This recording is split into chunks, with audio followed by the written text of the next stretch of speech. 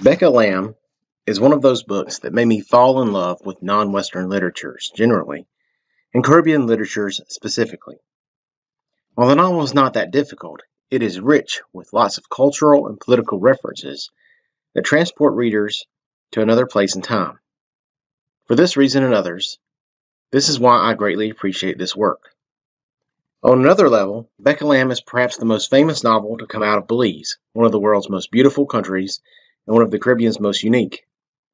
Even though there are a lot of Belizean writers, such as Raymond Barrow, Leo Bradley, James Martinez, S.A. Haynes, Hugh Fuller, Edney Kane, George Singh, Angela Gegg, Ziola Ellis, and Corinth Mortar Lewis, Edgell and Becca Lamb really shapes the outside world's impression of the country. In this presentation, I hope I can provide some context for the author, Belize, and the novel. I want you to see how Becca's maturation parallels that of her nations. Edgell says that the publication of Becca Lamb was the realization of a childhood dream. In many ways, you can see her inspiration throughout the book. For she notes in an interview, "My first literary models were the patriotic songs and poems written by Belizean writers who mostly worked in the civil servants of what was then British Honduras. I also enjoyed the folk tales told to us by my relatives, for example, Tata Duhindi and the Anansi stories. The novel is dotted with lots of these folk songs and folk stories. Additionally, her extensive travels informed her of worldwide oppression and problems, helping her redefine or hone her sense of nationalism and dedication to the people of Belize. Again, she elaborates. My second greatest ambition was to travel to as many places in the world as possible. My early exposure to books and literature affected my sense of country, community, and culture very positively, because the books I read taught me how to write about my country and community as other writers wrote about theirs.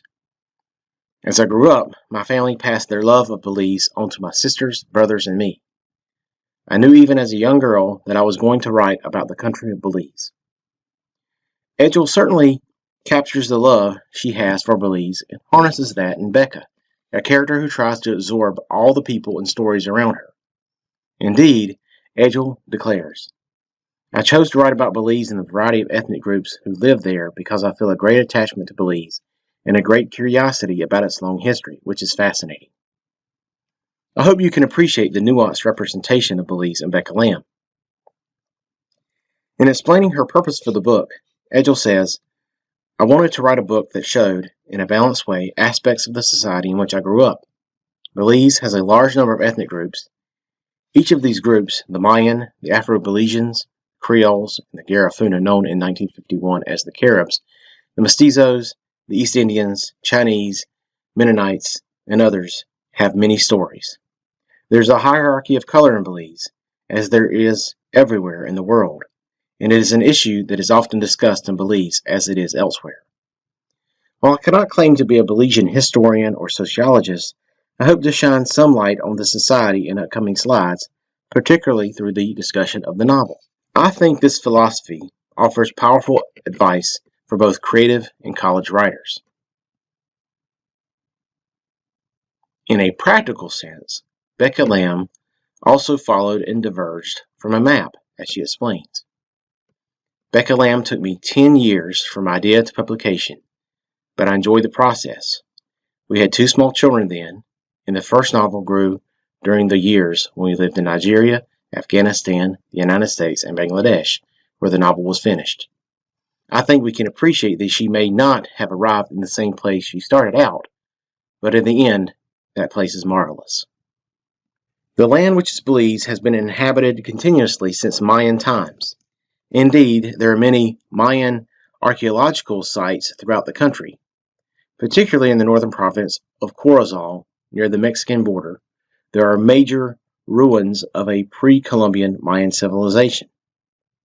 For Europeans, however, the thick jungles, sandy soil, and hostile natives made Belize sparsely settled during the 16th century, although the Spanish claimed it as their territory. The English began settling Belize shortly after the Spanish territorial claim. Throughout the 17th and 18th centuries, more British and Spanish peoples began to make settlements in the territory, displacing many natives and Mayans. In 1798, the Battle of St. George's Key occurred between these settlers called baymen and slaves against the Spanish. The Spanish lost the battle. Since that battle, Belizeans began to see themselves as a separate national entity. The British began officially to hold the territory in 1836, after the Spanish lost many of the countries of Central America. The settlers working the logging industry in the territory became part of the British Empire in 1862, becoming British Honduras in the process. Logging of hardwoods like mahogany was the main industry in the colony. However, due to its environment and the lack of a quick profit-turning cash crop, Belize maintained a relatively small yet diverse population. This small and diverse population in such a small geographic area helped to promote democratic principles in the colony that were unique among the other British colonies in the Caribbean. As the novel depicts, independence movements were a part of Belizean history throughout the 20th century. The novel also describes the tensions and alliances between the societies in Belize and Guatemala, its adjacent western neighbor. Guatemala tried to lay claims to many parts of Belize's border throughout the 20th century. A lot of this history is covered in the novel through political speech. Interestingly, Edgell describes the hesitancy of many Belizeans to acknowledge this turbulent history, writing, "Belizeans did not often articulate what they did know of their own history, even amongst themselves. By and large, most people preferred to forget the time that had gone before, but on certain occasions, and especially at the funerals of the very aged, through the use of innuendos and euphemisms, a feeling was communicated, and this was understood." Not a denial of history, this explanation corresponds more to the social conditions of the people in Belize, who often were written out of official histories or were not considered important enough to be mentioned. Edgell's constant use of the phrases, "the time that had gone before," or "the time before," stands in for the oral history record that many of the elderly remember. Telling history through innuendos and euphemisms shows the power of stories which are valuable, perhaps even more cherished than official histories. Currently, Belize is considered a major eco-tourist destination due to its abundant wildlife, including tapirs, monkeys, and jaguars. Manatees and lots of varieties of sea turtles flourish off the coast.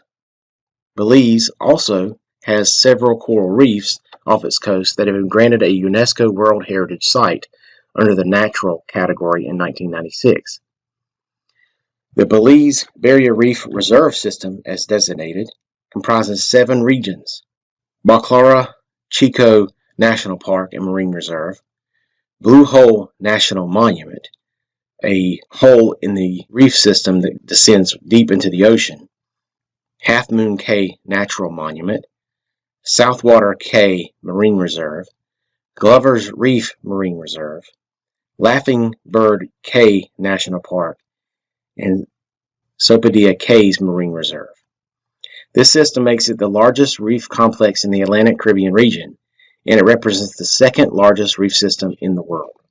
The maps, both taken from the CIA World Factbook on Belize, show important cities and cays of Belize. The map on the left is the political map of Belize with major cities and sites. Some important settings in the novel are Belize City, St. George's Key, Ambergris Key, and Stan Creek Province.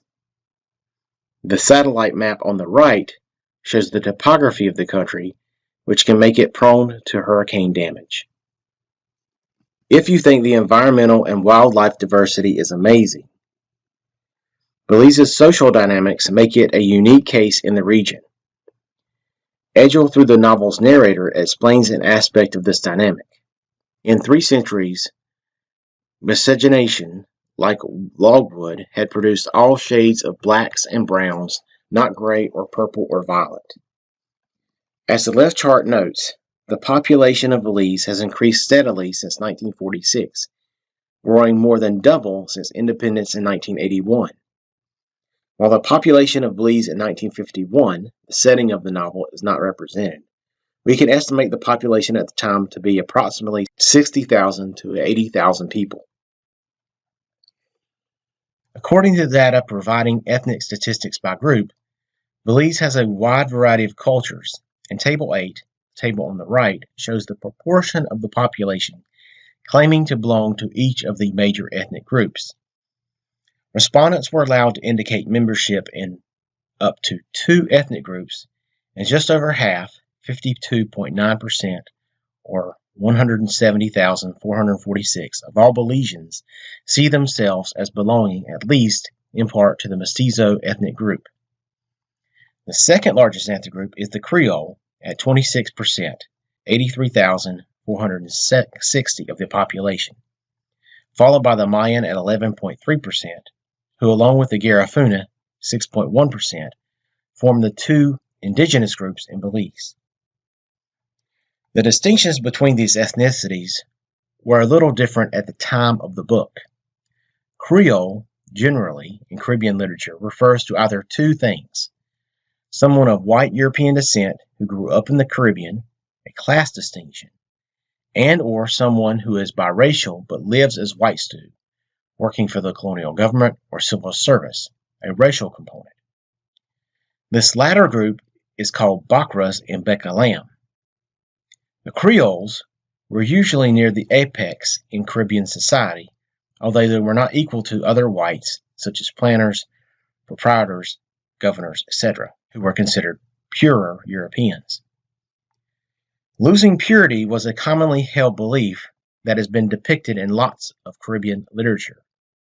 This belief by Europeans stems from the vibrancy and climate of the Caribbean, which was thought to invade a person's soul, causing their minds to be dirtied or their intellect lost. The Lamb family belongs to the Creole class. Specifically, they are middle class and lack some of the economic security of other families in the society. I would classify them as non-white or black with lighter skin tones, signifying under the British colonial system better racial stock or heritage. Toisi and Miss Ala are members of the Creole class racially, but do not have the economic and social standing of the Lambs. They are lower class. The Peñas, biracial people of African and Spanish extraction, speak Spanish in the novel. Mestizos also speak Spanish, but their origin stems from biracial people of Aboriginal, i.e. Mayan, and Spanish descent. People with multiracial backgrounds who speak Spanish are also called mestizos as well. The Peñas often are people who immigrated or originated in Guatemala or Mexico. In Becca Lamb, there is a subtle hierarchy among these groups. Although for the Creole Lambs living in Belize, now called Belize City, these groups are just people living in the northern and western provinces in Belize. The character of Emilio, originally from Ambergris Key near Mexico, is a mestizo. A fascinating group in Belize is the Garifuna. The Garifuna peoples are descendants of slaves and aboriginals, i.e. Caribs, along the coasts of Belize, Honduras, and upper Nicaragua. These peoples escaped slavery and other islands in mainland countries around the Caribbean and Central America. A lot of Garifuna culture and language has West African roots, particularly around the Gulf of Guinea, near southeastern Nigeria, and other locations along what was called the Slave Coast. In many ways, the Garifuna share a cultural and physical autonomy like the Gullah people of coastal South Carolina and Georgia. Even though they never had their own country or government, they remain self-sustaining in the faces of slavery and colonialism. In the context of the novel, the Garifuna are called Caribs, a reference to the British labeling system for race that demarcated between black Caribs, Garifuna, red and yellow Caribs, for indigenous, non-biracial-looking peoples. The narrator provides more details. To quiet the class, Miss Bengoche, a Carib, explained that the Caribs were descendants of African slaves who escaped from West Indian plantations by paddling their way to St. Vincent. There they mingle with the Caribbeans, originally from South America, adopting much of their language and some of their ways, but keeping many of their African traditions. The British wanted the land the Caribs occupied after a while, and so they were shunted to Roatan in the Republic of Honduras, and quite a number over the years paddled to Stan Creek and other towns along the Belizean coast, where they established towns and villages. This history explains the displacement of indigenous and African peoples throughout the Caribbean region. Please remember that these racial delineations are externally applied and internally absorbed through colonialism. Grant Ivey comments regarding the hurricane of 1931 that decimated Belize City, that the people of Stan Creek, a southern province of Belize and home to a large population of Garifuna, provided food for the residents of Belize City. After the 1931 hurricane, families in Stan Creek sent food to feed lots of people up here, and we were glad to take from their hands then. After service, I don't close my church door. And anyhow, when you get right down to it, Carib and Creole are branches of the same African tree, although I'm not saying I could marry a Carib man. Grant Ivey's candid talk here is remarkable on a few levels. It displays the heart of the Garifuna people who come out to help their suffering neighbors. It shows that she herself loses her public prejudice through the idiom, I don't close my church door. It shows the common ancestry of the Caribbean peoples, which is ultimately an African heritage, a distinction developed by other Caribbean scholars and writers throughout the 20th century. And it shows her personal prejudice, declaring that she could not marry a Garifuna man. This personal prejudice reflects the racial and social hierarchies and the expectations that come from that during British colonization. These social groups also have diverse languages. English is the official language, but Spanish is commonly spoken in regions of the country. Creole, not just a social class, is also a language that blends English, Spanish, and or localized dialects and languages. Garifuna peoples also have their own language. Becca Lamb utilizes Creole, as in the quote said by Becca, "Me too, gal. It only nice out the side." And the narrator explains, Creole, regarded as a language to be proud of by most people in the country, served as a means of communication amongst the races. Like many Caribbean varieties of English and French and Spanish, the peoples on the islands and the nations reshape the languages to suit their needs. This process is often called pidginization, where language is changed from the inside by the people and from the outside because of colonial languages. The larger processes that blend cultures of different backgrounds to form a new unique one is called hybridity. For a look at all the various languages and literatures of these people, please look at Victor Duran's An Anthology of Belizean Literature, English, Creole, Spanish, Garifuna. Profoundly, Edgell notes that the people of Belize is its greatest asset. Belize, like many countries around the world, faces challenges, according to Edgell in an interview, which include a living wage, health care, housing, education, etc. In this way, Belize and other Caribbean nations are trying to make strong economies to become more independent from colonial and neo-colonial control. The politics in the novel are not inconsequential. I think Edgell picks 1951 as the setting for her book, published in 1982, to remind readers of the past struggles Belize had to endure to become independent. The book demonstrates how politics are essential for Belizean peoples. It is the way to make change and promote improvement in the country. The uncertainty around independence, here and throughout the Caribbean, could have been scary and dangerous. Edgell wants readers inside and outside of Belize to know that, in times of danger, it was a tradition of all races to present a unified front.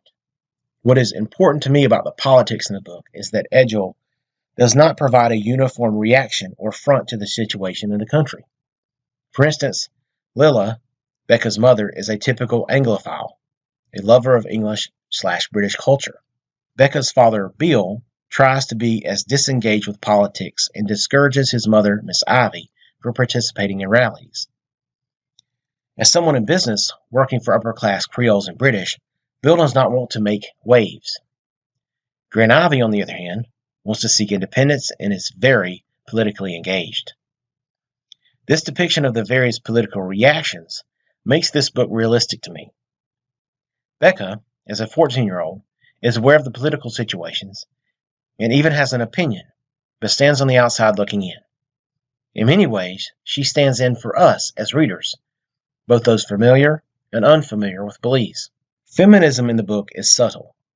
We cannot apply typical Western feminism to a work from a non-Western place such as Belize.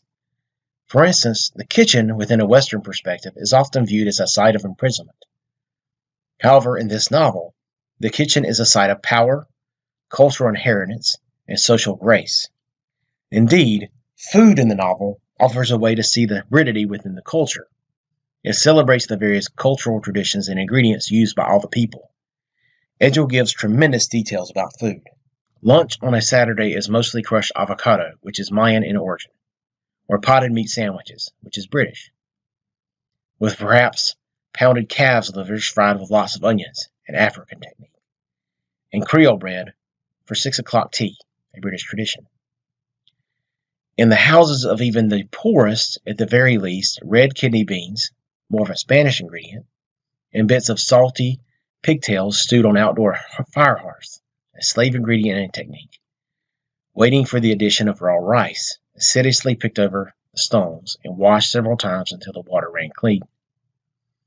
In the houses of those that could better afford it, chickens, pork, and beef roasted in ovens, obviously a British technique, great pots of gray-black relleno soup, a Mexican style, thickened on stones, with a dozen hard-boiled eggs per pot, bobbing up and down like dumplings, and the cornmeals of the town ground busily in preparation for the mounds of tortillas that will be needed the following day. Seafood and ground food were rarely cooked on Sundays. Fish, crayfish, conch, each Carib ingredients, yams, African, cocoa, Amerindian, sweet potatoes, African, breadfruit, Caribbean, and the like were everyday affair. Becca's reaction to the activities performed and mastered by women is one for inspiration in her maturation. The narrator confirms this desire. Becca felt she had handled the job like a woman, and in Belize, to be able to work like a woman was an honorable thing. Being able to cook and maintain a family is not a hindrance, but a source of power.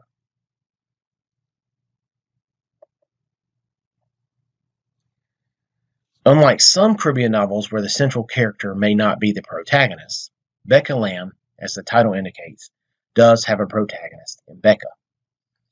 Edgell writes the novel through third-person limited narration to show us a fuller depiction of the main character. Additionally, this point of view allows us to see other characters in a more robust way, something that may not happen through a first-person point of view.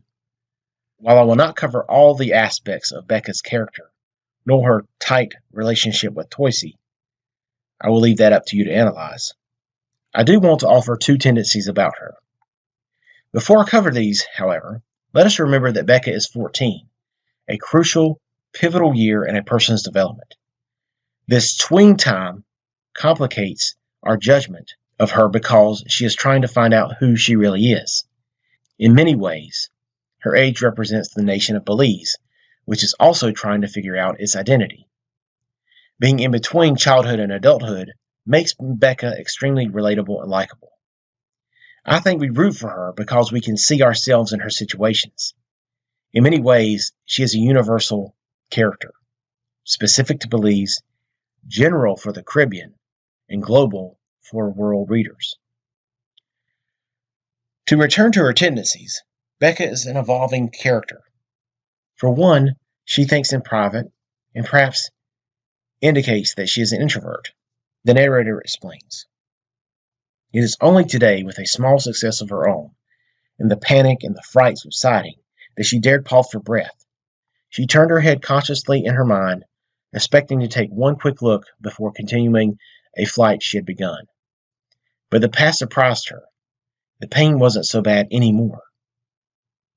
This quiet moment, her first alone time of the day, shows that Becca cares for others more than herself.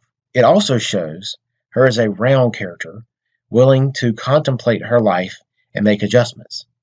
There are other moments in the novel where she thinks and changes. As a second tendency, Becca is a true teenager, easily provoked, persuaded, and precocious. As an example, let us look at one of the school scenes. Becca refuses to admit believing in heaven and hell. While all the girls raised their hands, Becca sat down. That was the moment Becca first heard the roar of seawater in her head. She felt like smashing her fist straight through the desk. There's defiance here, yet Becca sits down because she has not made up her mind about these faith concepts. She's not angry at the nuns of the school nor her classmates. She is angry, I think, because she sees life and choices as not white or black, salvation and sin, good and bad. There is a lot of gray in the world, and she wants to express that here, but words fail her. As another strategy in Becca's development, Edgell has elders help in Becca's change. For instance, Miss Ivy plays an important role in Becca's development. She offers a connection to the past and inspires Becca's future with her political activism. The narrator explains. Miss Ivy always tried to explain the present to Becca with stories about the past.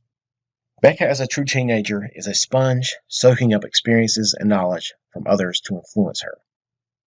In the end, Becca's story is Belize's story, and we can learn from each. Please use these sources to learn more about the novel, the author, and Belize.